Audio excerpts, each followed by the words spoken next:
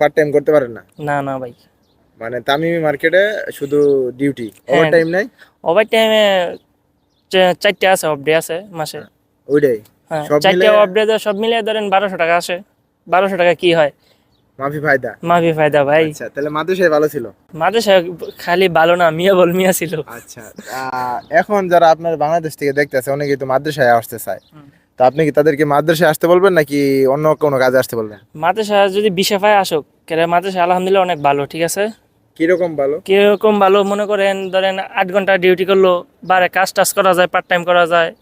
এখন দেখেন আমরা কোম্পানিতে আইছি, এখন মাদ্রাসায় ছিল আগে কন্ট্রাক্ট, এখন কন্ট্রাক্ট শেষ, এখন এখানে করি তামিমি মার্কেটে।